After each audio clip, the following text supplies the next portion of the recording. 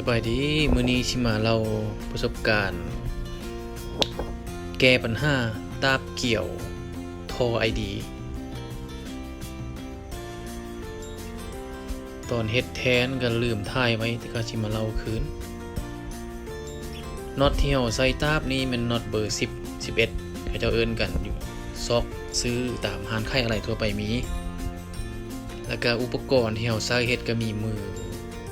จับดอกเห็ดเกี่ยวหั่นดอกเห็ดเกี่ยวจะเป็นดอกเบอร์11วิธีเฮ็ดก็บ่ยากเพราะว่าเฮามีมันมีหูเบอร์10อยู่แล้วเฮาก็ใส่ดอกเบอร์11นี้หั่นเข้าไปได้เลยน็อตเก่านี่ก็ก่อนหน้านั้นก็ลองเฮ็ดแล้วก็บ่อยู่จังได๋ก็บ่อยู่ใส่กาวซ่องตันบ่อยู่ใส่แผ่นเหล็กแผ่นยังมาห่อมายัดใส่ก็บ่อยู่สุดท้ายก็ไปเบิ่งนำ YouTube นั่นแหละอันนี้ก็บ่แม่นสร้างบ่ได้เก่งหยังดอกแล้วก็มาลองเฮ็ดเบิ่งก็ก็ได้ผลแท้ก็แน่นหน้าดีก็เลยว่า